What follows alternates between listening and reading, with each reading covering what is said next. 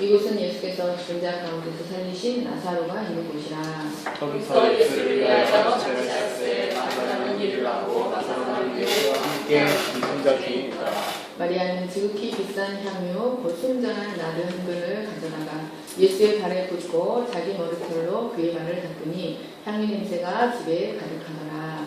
제자 중 하나로서 예수를 잡아줄 바로 보다가 말하되 이 향유를 어찌하여 300데나리온에 팔아 가난한 자들에게 주지 아니하였느냐 하니 이렇게 말하면 가난한 자들을 생각하게 아니요 누구가 공개를 받고 거기 얻는 것을 훔쳐가느니라. 예수께서 이르시되 그를 가만두어 나의 장래할 날을 위하여 그것을 간직하게 하라. 가난한 자들은 항상 자기와 함께 되었으나 나는 항상 있지 아니하리라 하시라. 아멘. 아멘. 복된 날 예배하러 오신 여러분을 진심으로 환영하고 축복합니다. 아멘. 진서 교수님도 뒤에서 달덩이 같은 얼굴로 교회를 비추고 있습니다. 네. 이 말씀이 여러분에게 생명의 말씀이 되시기를 간절히 축원합니다. 아멘. 예, 사랑하는 여러분, 예수님께서 하늘의 모든 권세와 영화를 버리시고 이 땅에 내려오신 목적이 무엇이었을까요? 그것은 택한 백성을 자신의 교회 삼기 위함이었습니다. 여러분, 성경은 이 교회를 주님의 신부 또는 새 예루살렘이라는 말로도 표현하고 있습니다.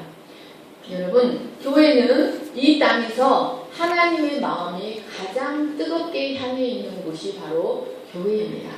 예수님은 자신이 가지신 모든 유혹과 권세를 이 교회와 함께 공유하기를 원하십니다. 우리는 지금까지 4주 동안, 오늘까지 4주 동안 참된 교회의 표징이 나타나 있는 베다니에 대해서 살펴보았습니다.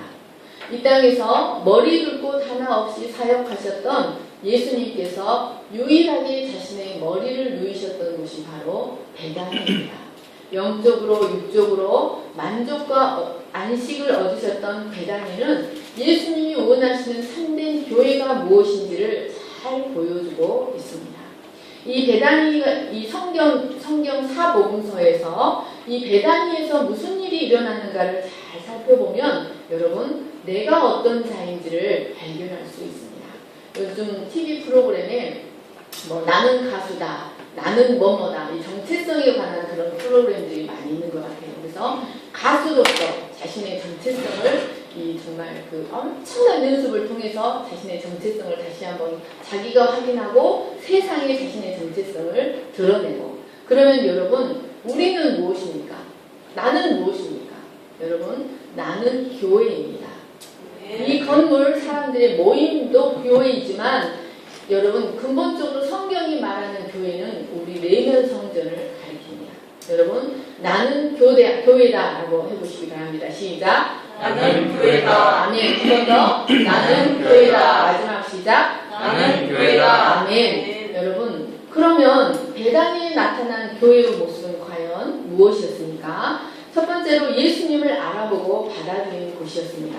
복습하는 차원에서 쭉 살펴보겠습니다. 누가복음 시작. 그들이 길 갈 때에 예수께서 한 마을에 들어가시매 마르다라 이름하는 한 여자가 자기 집으로 영접하더라. 그가 세상에 계셨으며 세상은 그로 말미암아 지은 바 되었으되 세상이 그를 알지 못하였고 자기 땅에 오매 자기 백성이 영접하지 아니하였으나. 여러분 이 여기서 영접했다는 말은 창조주요 주권자요 왕으로 영접했다는 것을 의미합니다. 이것은 교회라고 불리울 수 있는 가장 첫 번째 조건입니다. 그러므로 여러분 우리가 교회가 되었다는 것의 진정한 의미는 예수님을 나의 통치자로 영접했다. 나의 왕, 나의 주인으로 영접하고 그분의 다스림을 받으며 살아간다는 것을 의미합니다. 이것이 교회의 첫 번째 조건입니다. 사랑하는 여러분, 하나님의 나라는 이 땅 어딘가에 아니면 우주 저 끝 어딘가에 있는 것이 아니라 하나님의 나라는 예수님을 나의 왕으로 영접하고 그분의 통치를 받는 우리 마음속에서 이루어집니다. 하나님의 영토는 우리 안에 있습니다. 그러면 교회가 예수님을 그 마음에 왕으로 모셔드렸다는 증거는 과연 무엇일까요? 두 번째, 그분의 말씀에 귀를 기울이는 것입니다. 누가복음 10장 39절을 같이 읽겠습니다. 시작. 그에게 마리아라는 동생이 있어 주의 발치에 앉아 그의 말씀을 듣더니. 여러분, 이 말씀은 듣더니라는 이 동사는 미완료 시제로 기록이 되어 있어서 그 말씀을 계속해서 듣는 것을 의미합니다. 여러분, 이것은 주님께서 교회된 자들에게 가장 첫 번째로 원하시는 것입니다. 주님의 말씀을 듣기 위해서 사람들은 마음을 분주하게 하는 많은 일들을 조정할 필요가 있다고 말씀하셨습니다. 그런데 말씀을 듣는다는 것은 단순히 좋다 하고 귀를 즐겁게 하는 것을 의미하지 않습니다. 여기서 주의 말씀을 듣더니라는 동사는 이성적으로는 이해가 되지 않을지라도 주님께서 말씀하셨기에 그 말씀을 전심으로 받아들이고 그 말씀에 순종하기 위해 자신의 인격을 내어드리는 것을 의미합니다. 여러분, 이렇게 할 때 주님의 마음이 만족을 얻으십니다. 주님은 자신의 교회, 자신의 아내 된 교회가 그렇게 할 때 자신의 아내 된 교회에게 좋은 것을 주셔서 그 자신의 교회를 만족시켜 주시기를 원하십니다. 교회는 예수님의 예수님을 왕으로 영접하고 그 말씀에 귀를 기울이고 그 말씀으로 다스림을 받는 존재가 바로 교회입니다. 그 말씀을 마음 깊이 영접하고 그 말씀에 합당한 반응을 보이는 곳이 교회입니다. 세 번째로, 합당한 경배가 드려지는 곳이 교회입니다. 여러분, 예수님의 공생의 기간 중에 일어난 중요한 사건으로 사복음서에 모두 기록이 된 중요한 사건이 있습니다. 그것은 바로 향유 도유 사건입니다. 이 사복음서를 살펴보시면 몇 가지 사건들만 모두 기록이 되어 있습니다. 그런데 그 중에 한 가지가 바로 향유 도유 사건입니다. 이 향유 도유 사건은 예수님의 공생의 기간 동안 모두 2번 일어났는데 그 2번 다 모두 베다니에서 일어났습니다. 한 번은 베다니 문둥이 시몬의 집에서 일어났고 막달라 마리아가, 또 한 번은 예수님께서 죽은 지 나흘 된 나사로를 살리신 후 나사로의 집에서 잔치할 때 나사로의 동생 마리아를 통해서 일어났습니다. 이처럼 베다니에서는 믿음의 여인들이 예수님의 참된 가치를 알아보고 자신이 가진 가장 소중한 것을 바쳐서 그분께 자신의 진실한 믿음을 표현하였습니다. 그런데 예수님은 복음이 전파되는 곳마다 이것도, 이 여인들의 행동들도 같이 전파되어 기념이 되게 하라고 하셨습니다. 여러분, 이 말씀은 예수님을 믿는 자들이 모두 이 여인과 같이 되어야 한다는 것을 말씀하는 것입니다. 복음이 전파되는 곳마다 전하여 기념이 되게 하라는 말씀은 샘플로 삼고 그 여인과 같은 믿음으로 살아가라는 것을 말씀합니다. 예수님은 그곳에서 합당한 경배를 받으셨습니다. 그래서 예수님은 그곳에서 귀한 말씀의 진리들을 마음껏 풀어내셨고, 또 그곳에서 육체도 위로와 안식을 얻으셨으며 가장 많은 이적, 그리고 가장 큰 이적을 그곳에서 베푸셨습니다. 네 번째로, 베다니는 주님의 부활의 권능이 나타난 곳입니다. 여러분, 예수님은 사람들에게 가리워져 있었습니다. 그것은 예수님이 자신을 가리기 위해서 가리워진 것이 아니라 사람들의 영적 무지와 편견 때문에 예수님은 가리워져 있었습니다. 그런데 베다니에서만큼은 자신의 본질 그대로 모두 드러내셨습니다. 그런데 예수님의 가장 본질적인 모습은 무엇일까요? 요한복음 1장 말씀을 보시면 예수님은 하나님이셨습니다. 그리고 그 안에 생명이 있었으니 이 생명은 사람들의 빛이라고 말씀하셨습니다. 예수님은 산자와 죽은 자의 생사여탈권을 가지고 계신 분이십니다. 사람의 생명의 주인이시요 생명의 수여자이시며 생명을 주고 뺏으실 수 있는 생사여탈권을 가지신 분이십니다. 그런데 이런 예수님의 본질적인 모습이 가장 본질적인 모습이 바로 이곳 베다니에서 드러났습니다. 예수님은 죽은 지 나흘 된 나사로를 살리셨습니다. 이 사건으로 인해 작은 마을 베다니는 매우 유명한 곳이 되었습니다. 많은 사람들이 예수님도 보고 부활의 증거인 나사로도 보고자 베다니로 모여들었습니다. 그리고 예수님을 보고 나사로를 보고 믿음을 갖게 되었습니다. 여러분, 이것이 바로 교회의 가장 큰 특징입니다. 여러분, 교회는 바로 세상은 보지도 못하고 알지도 못하는 예수님의 부활의 권능이 풀어지는 곳입니다. 그래서 온전한 믿음 가운데 살아가면 지난주에 말씀드렸듯이 죽은 것 같은 인생, 끝나버린 것 같은 인생이 회복되는 곳이 바로 교회입니다. 세상은 보지도 못하고 알지도 못하는 예수님의 권능이 풀어지는 것, 그리고 그 부활의 생명을 삶의 원동력으로 하여 살아가는 것, 그리고 그 소문을 듣고 사람들이 모여드는 것, 그곳이 바로 교회입니다. 이런 부활의 역사로 인해 베다니의 나사로의 집에서는 잔치가 벌어졌습니다.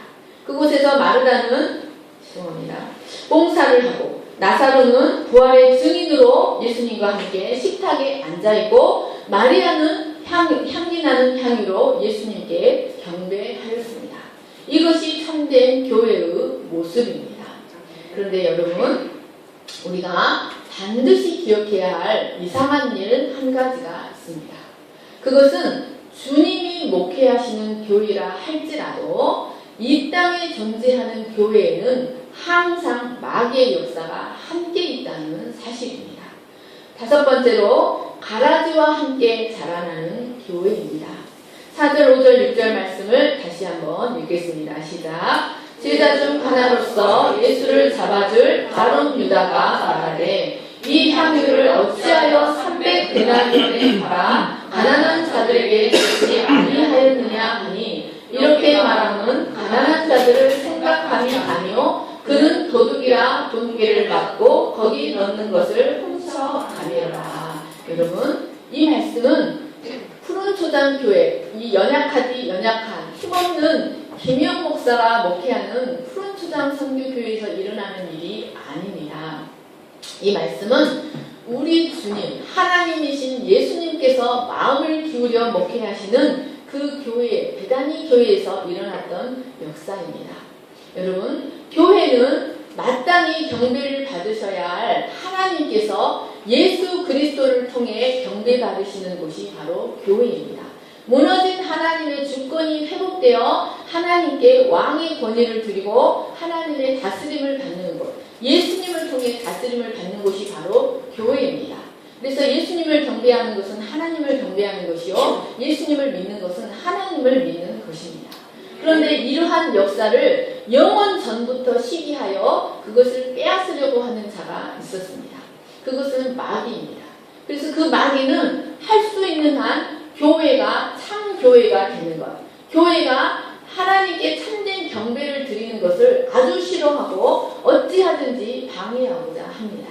그래서 마귀는 항상 불법적으로 교회 안에 자신에게 속한 가라지를 심어 놓습니다. 여러분, 이 마귀는 하나님은 우리 안에 좋은 씨앗을 뿌리셨습니다. 그런데 이 좋은 씨앗을 통해 하나님께 경배함으로 영광받기를 원하십니다. 그런데 마귀가 이 안에 가라지 요소를 심어 놓았습니다. 이것은 세상도 마찬가지입니다. 마태복음 13장에서 30절까지 저와 여러분이 교독하시겠습니다. 예수께서 그들 앞에 또 비유를 들어 이르시되 천국은 좋은 씨를 제 밭에 뿌린 사람과 같으니 사람들이 잘 때 그 원수가 와서 곡식 가운데 가라지를 덧뿌리고 갔더니 싹이 나고 결실할 때 가라지도 보이거늘 집주인의 종들이 와서 말하되 주여 밭에 좋은 씨를 뿌리지 아니하였나이까 그런데 가라지가 어디서 생겼나이까. 주인이 이르되 원수가 이렇게 하였구나. 종들이 말하되 그러면 우리가 가서 이것을 뽑기를 원하시나이까. 주인이 이르되 가만두라. 가라지를 뽑다가 곡식까지 뽑을까 염려하노라. 둘 다 추수 때까지 함께 자라게 두라. 추수 때에 내가 추수꾼들에게 말하기를 가라지는 먼저 거두어 불사르게 반으로 묶고 곡식은 모아 내 곳간에 넣으라 하리라. 아멘. 요한복음 6장 44절에서 71절 말씀을 다시 한번 같이 읽겠습니다. 시작. 그러나 너희 중에 믿지 아니하는 자들이 있느니라 하시니 이는 예수께서 믿지 아니하는 자들이 누구며 자기를 팔 자가 누구인지 처음부터 아시니라. 예수께서 대답하시되 내가 너희 12를 택하지 아니하였느냐? 그러나 너희 중에 한 사람은 마귀니라 하시니 이 말씀은 바로 시몬의 아들 유다를 가리키시니라. 그는 12 중에 하나로 예수를 팔 자라. 아멘. 사랑하는 여러분, 이 주님이 목회하시는 교회에도 마귀에게 속한 가라지가 있었습니다. 여러분, 이 땅에 속한 교회에는 모든 교회는 반드시 성령의 역사와 함께 마귀의 역사가 함께 있습니다. 여러분, 그러면 예수님은, 저는 뽑아내지 못하지만 예수님은 하나님이시기 때문에 가라지 요소를 뽑아내실 수 있었지만 이 가라지 비유를 보면 뽑지 않고 마지막 때까지 그대로 둔다고 말씀하고 계십니다. 왜 그렇게 하십니까? 그것은 가라지를 뽑다가 곡식까지 뽑을까 염려하기 때문이라고 하셨습니다. 이 온 우주 만물, 자연 만물이 존재하는 원인은 하나님의 영적 세계를 계시하기 위하여 이 온 우주 세계가 존재합니다. 제가 겨울 동안에 밭을 내밀어버렸더니 이 온 잡초가 싹 덮어버렸습니다. 잡초가. 그래서 그걸 이렇게 뽑았더니 뿌리가 가늘가늘한 것이 쫙 이렇게 엉켜가지고 뽑았더니 흙덩어리가 요만큼 달려나오는 거예요. 그리고 꽃도 예쁘게 잡초들이 피어버렸습니다. 밭을, 곡식, 야채들이 자라야 할 밭을 잡초가 싹 덮어버렸어요. 그런데 제가 이것을 봤더니 여러분, 왜 이 잡초 뽑기, 가라지를 뽑기가 어렵냐면 이 곡식의 뿌리에 이 잡초 뿌리가 엉켜 있습니다. 그냥 자기만 따로따로 자라는 게 아니라 곡식의 뿌리에 함께 엉켜 있기 때문에 잡초를 뽑다가 이게 뽑혀버리는 것입니다. 여러분, 이처럼 이제 그 가라지 요소가 함께 묶여 있습니다. 그런데 예수님께서, 하나님께서 이 마귀의 역사를 아시면서도 당신의 교회에 이 가라지 역사를 그대로 놔두시는 이유가 있습니다. 그것은 하나님께서 무능하시기 때문에 끝까지 참으시는 것이 아닙니다. 하나님은 이 마귀에게 속한 가라지의 역사를 통하여 곡식을 연단하십니다. 여러분, 교회 안의 역사는 가라지의 역사를 통하여 택한 백성의 믿음을 연단하십니다. 그리고 그들의 믿음이 진짜 믿음인지 알고 믿음인지 가라지 믿음인지 그 가라지의 역사를 통하여 연단하신다는 말씀입니다. 그래서 이 세상에 많은 교회가 존재하지만, 그래서 예수님을 주로 부르는 것 같고 예수님을 믿는 것 같은 많은 교회가 존재하지만 가라지적인 교회가 있고 알곡적인 교회가 있습니다. 하나님께서 그들을 이 세상에 두시고 때로는 그들이 더 기세등등한 것처럼 보이는 이유는 곡식은 더욱 곡식되게 하고 가라지는 더욱 가라지되게 하도록 그들을 분류하기 위하여 가라지적인 요소를 그대로 놔두십니다. 사랑하는 여러분, 계시록에 보면 마지막 때는 거룩한 자는 더욱 거룩하여지고 악한 자는 더욱 악하여지게 됩니다. 사랑하는 여러분, 우리 안에 있는 가라지 요소가 사실은 우리 안에도 마귀가 가라지 요소를 뿌려서 우리 안에 하나님께 순종하는 선한 마음이 있는가 하면 하나님께 불순종하고 자기 소욕대로 행하고자 하는 가라지적인 요소가 있습니다. 그런데 하나님께서 우리 안에 역사하는 이 가라지적인 요소를 우리를 쓸만한 사람을 만들기 위해서 불 속에 확 집어넣고 물 속에 확 집어넣고 확 집어넣어서 우리 속에 가라지 요소를 확 빼버린다면 우리는 살아남을 자가 아무도 없습니다. 주님이 우리를 연단하시기 위해서 우리 안에 가라지적인 요소를 뽑기 위해서 불에 넣고 물에 넣고 확 연단해버리면 우리는 살아남을 자가 없다는 말씀입니다. 사랑하는 여러분, 주님이 목회하시는 교회에도 가라지적인 요소는 있었습니다. 그러나 하나님은 그것을 통해 자기 백성의 믿음을 연단하신다는 사실을 기억하시기를 간절히 축원합니다. 그러므로 우리는 교회 안에서 일어나는 마귀의 역사에 대해서 또 내 안에 존재하는 가라지 역사에 대해서 이상하게 생각할 필요가 없습니다. 6번째로 교회는 우리 주님이 축복하신 곳입니다. 누가복음 24장 50절에서 53절을 같이 읽겠습니다. 시작. 예수께서 그들을 데리고 베다니 앞까지 나가사 손을 들어 그들에게 축복하시더니 축복하실 때 그들을 떠나 하늘로 올려주시니 그들이 그에게 경배하고 큰 기쁨으로 예루살렘에 돌아가 늘 성전에서 하나님을 찬송하니라. 여러분, 예수님이 모든 사역을 마치시고 승천하신 곳이 바로 베단이었습니다. 그런데 예수님께서 승천하시기 전에 마지막으로 하신 일이 무엇이었습니까? 바로 축복하신 것입니다. 제자들을 축복하셨습니다. 주님의 축복으로 인해 제자들의 마음에는 모든 근심이 사라지고 큰 기쁨이 임했습니다. 그래서 늘 찬송하며 살 수 있었습니다.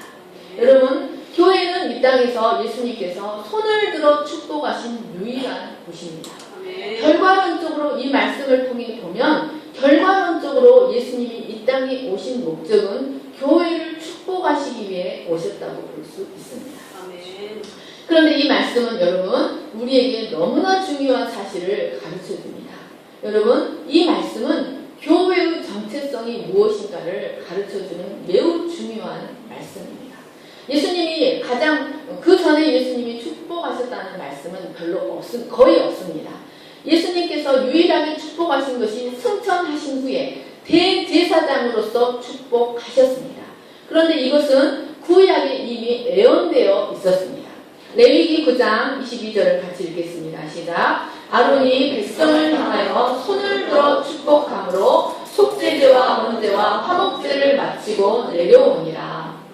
레위기 9장을 살펴보시면 아론은 대제사장으로 위임을 받고 하나님이 명하신 대로 처음으로 백성을 위하여 4가지 제사를 집례하였습니다. 그런데 그 모든 제사의 마지막 과정이 바로 백성을 향하여 손을 들고 축복하는 대제사장의 축복이었습니다. 그런데 이것은 이 아론이 마음이 감동해서 한 것이 아니라 제사 과정의 일부분이었습니다.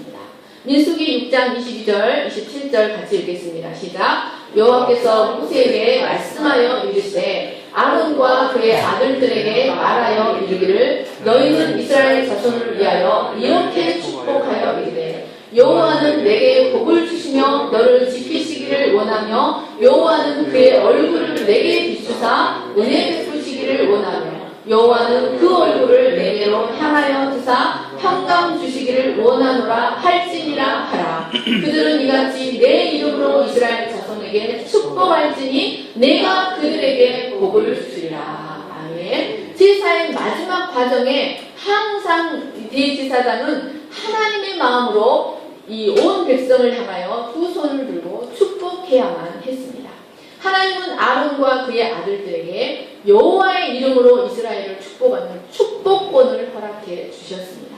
그 아론의 축복을 듣고 아론이 축복하는 소리를 듣고 내가 그들에게 복을 주리라. 이것은 하나님의 명령이었습니다. 그런데 레위기의 제사에서 아론의 축복은 이것으로 끝나지 않습니다.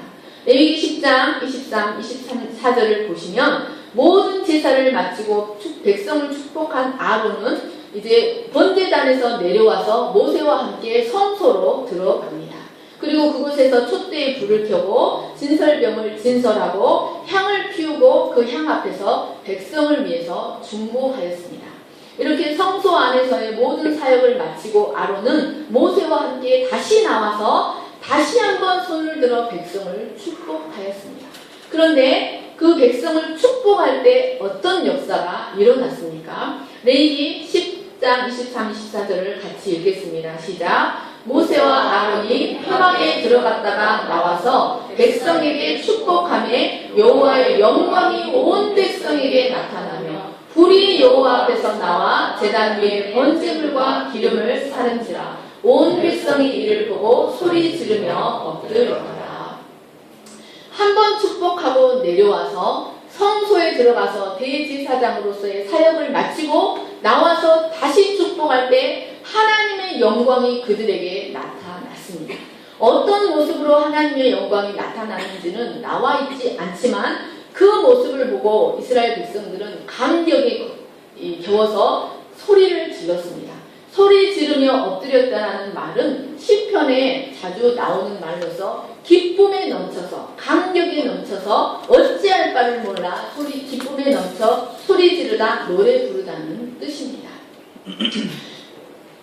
이스라엘 백성이 아론의 축복을 통해 아론이 이스라엘 백성을 축복할 때 하나님의 영광이 나타나고 불이 나와 여호와로부터 불이 나와 예물을 태우는 것을 볼 때 그들은 주체할 수 없는 감격과 기쁨과 거룩한 두려움 가운데 소리 지르며 엎드려 경배할 수밖에 없었습니다.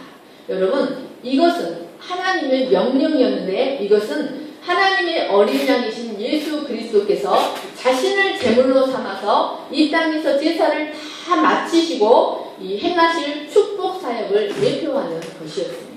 예수님은 자신을 번제물로 삼아서 제물로 삼아서 제사를 다 마치시고 승천하실 때 먼저 축복하셨습니다. 그리고 어디로 들어가셨냐면 하늘 성소로 들어가셨습니다.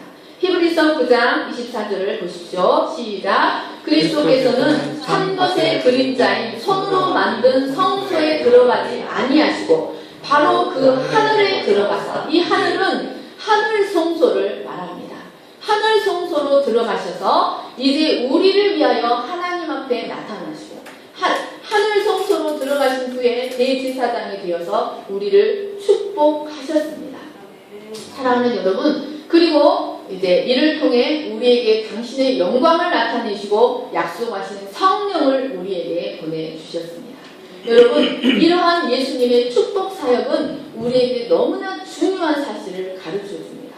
예수님을 통해 택한 백성이 축복을 받으리라는 사실은 이미 아주 오래전에 아브라함에게 하셨던 약속을 통해 우리에게 약속된 것이었습니다.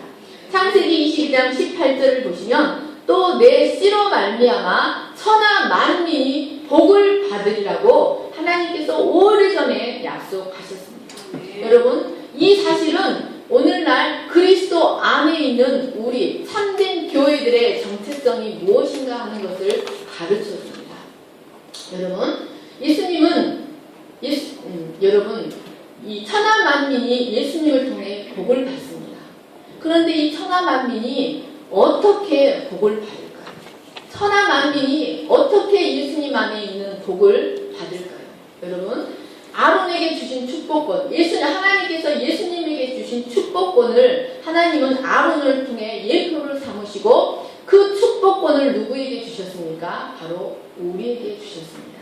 네. 여러분, 우리는 출애굽기 19장 5, 6절 말씀을 같이 읽겠습니다. 시작. 세계가 다 내게 속하였나니 너희가 내 말을 잘 듣고 내 언약을 지키면 너희는 모든 민족 중에서 내 소유가 되겠고 너희가 내게 대하여 제사장 나라가 되며 거룩한 백성이 되리라. 너는 이 말을 이스라엘 자손에게 전할지니라. 아멘. 너희는 내게 대하여 제사장 나라가 된다는 말씀이 무슨 뜻입니까? 이 말씀은 제사장은 백성 편에서는 하나님을 향하여 백성을 위하여 중보하고 하나님 편에서는 하나님을 대신하여 백성을 축복하는 자가 제사장입니다. 여러분, 나는 교회입니다. 나는 가수가 아니라 나는 교회입니다. 나는 남자다 이런 것들 있잖아요. 나는 교회입니다. 세상에 대하여 제사장 나라입니다.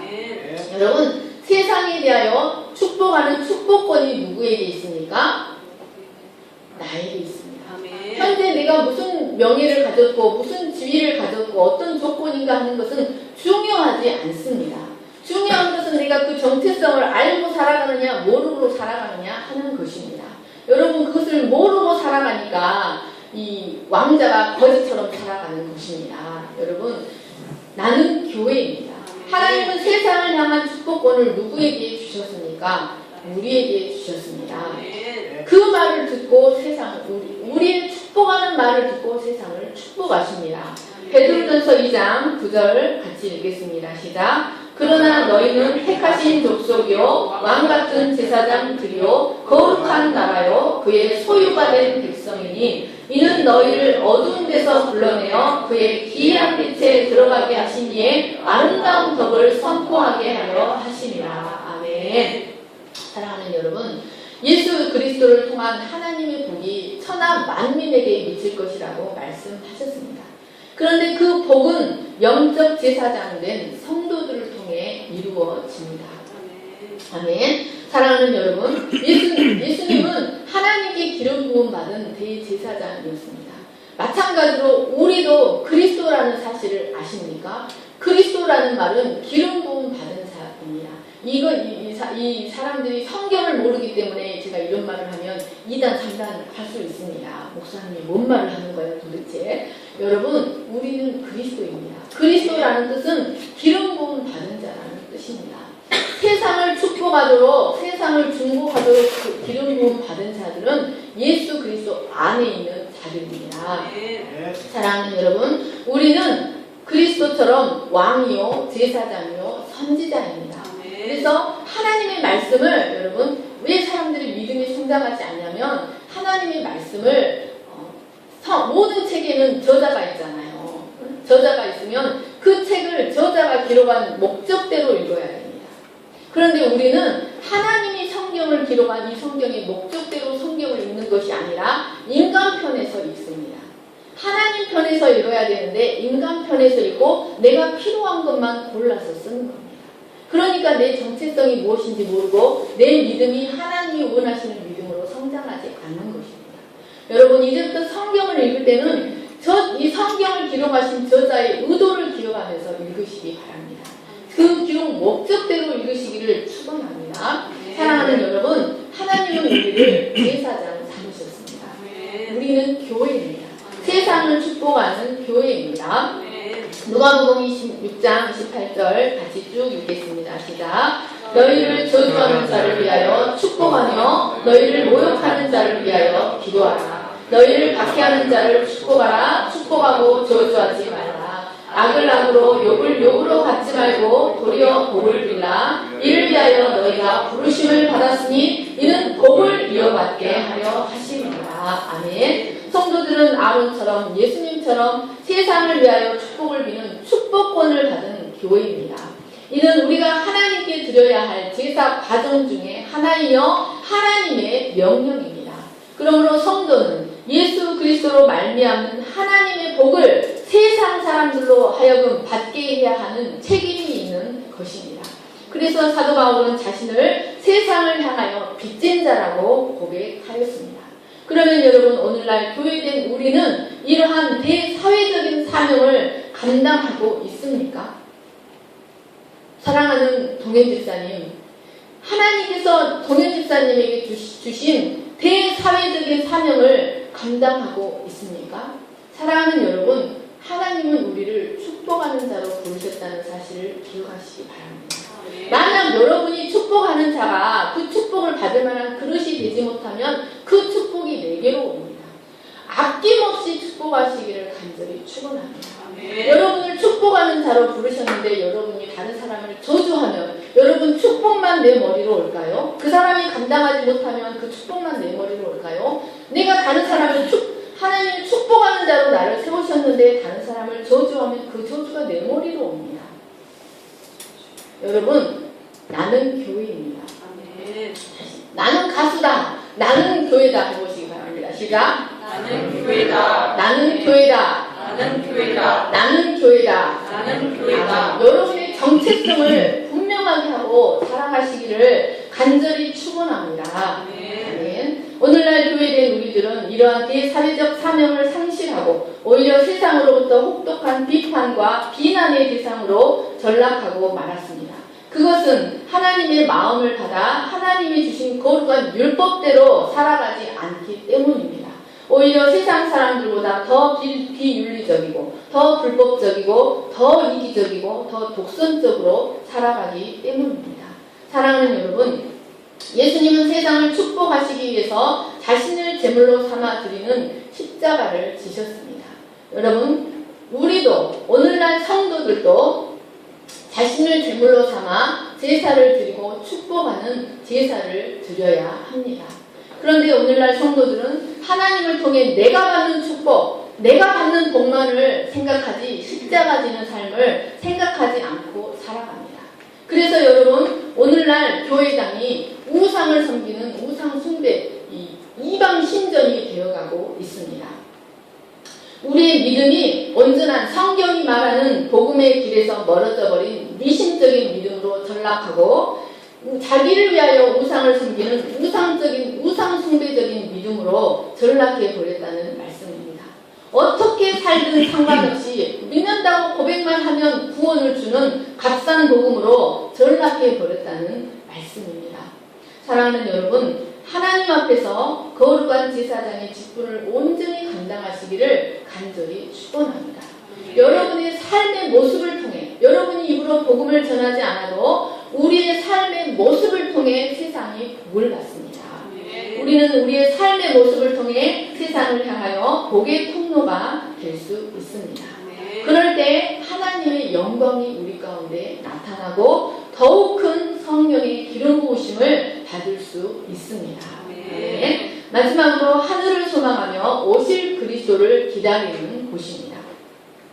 누가복음 말씀 아까 읽었지요. 동일한 말씀이 사도행전 1장에 나옵니다. 저와 여러분이 6절에서 11절 말씀을 교독하겠습니다. 그들이 모였을 때 예수께 여쭈어 이르되 주께서 이스라엘 나라를 회복하심이 이때니까 하니 이르시되 때와 시기는 아버지께서 자기의 권한에 주셨으니 너희가 알지 아니요 오직 성령이 너희에게 임하시면 너희가 권능을 받고 예루살렘과 온 유대와 사마리아와 땅 끝까지 이르러 내 증인이 되리라 하시니라. 이 말씀을 마치시고 그들이 보는데 올려서 가시니 불이 그를 가려 보이지 않게 하더라.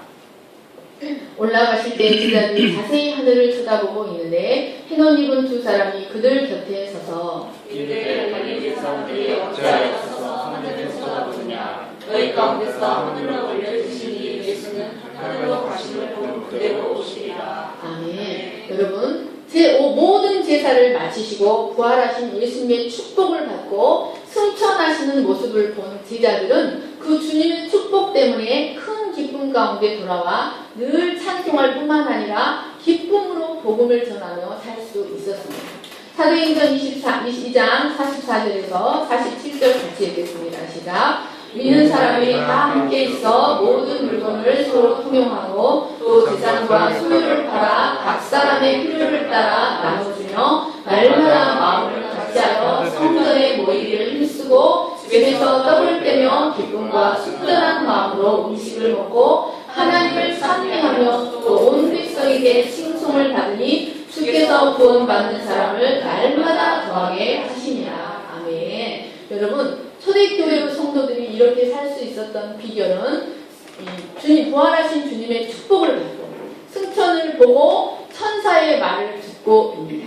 천사는 승천하신 모습 그대로 영광 가운데 오실 것이라고 하였습니다. 그들은 승천하신 예수님께서 그 모습 그대로 영광 가운데 재림할 것을 바라보는 재림신앙 가운데 기쁨으로 복음에 합당한 삶을 살 수 있었습니다. 참된 교회는 그 안에 하늘 소망 가운데 재림신앙을 갖고 살아가는 교회가 참된 교회입니다. 네. 사랑하는 여러분, 이 땅에서 머리 둘 것 하나 없이 사셨던 예수님은 유일하게 베다니에서 자신의 머리를 누이셨습니다. 그리고 그곳에서 깊은 사랑의 교제를 나누시고 많은 진리를 베푸시고 이적을 행하시고 가장 큰 권능을 베푸셨습니다. 이 베다니는 예수님께서 이루시기를 원하시는 참된 교회의 모습을 우리에게 계시해주고 있습니다. 또한 우리의 신앙이 어떠해야 하는지를 우리에게 계시해주고 있습니다. 사랑하는 여러분, 우리는 이제 우리의 모든 오염된 신앙, 거짓된 신앙, 자기가 만들어낸 자기 복음을 버리고 베다니로 돌아가야 합니다. 그곳에서 우리 주님과 진실한 사랑의 교제를 나누고 진실되게 경배하고 뜨거운 주님의 권능을 체험할 수 있기를 간절하게 축원합니다. 아멘. 참된 주님의 교회, 참된 주님의 신부, 새 이스라엘이 되시기를 간절히 축원합니다. 네, 제가 기도하겠습니다. 하나님 감사합니다. 하나님 우리 안에 가라지적인 요소가 있어서 하나님을 기쁘시게 할 수 없는 마귀에게 속한 자들이었지만 예수님의 거룩하신 보배 피로 구속하사 하나님의 백성이 되게 하시고 하나님을 향하여 세상을 향하여 왕같은 제사장이 되게 하여 주셔서 감사합니다. 하나님 아버지 온갖 저주 가운데 살아가는 우리를 이제 하나님의 무한한 축복 가운데 살아가게 하시고 이제 그 축복을 기초로 세상을 향하여 축복하는 자로 살아가게 해주셔서 감사합니다. 하나님 아버지 우리가 무엇으로 부르심을 받은 자들인지 우리의 정체성이 무엇인지 예수 그리스도 안에서 우리가 누리게 되는 유업이 무엇인지를 깊이 깨닫는 지혜로운 마음을 허락해 주시기를 간절히 기도합니다. 하나님 아버지 보기는 보아도 보지 못하고 듣기는 들어도 듣지 못하고 깨닫지 못하는 하나님 그런 자가 되지 않게 하시고 마음으로 믿고 듣고 깨달아 아는 자들이 알고 주님과 연합한 삶을 살 수 있도록 도와주시기를 간절히 기도합니다. 감사하며 거룩하신 예수님의 이름으로 기도하였습니다. 아멘.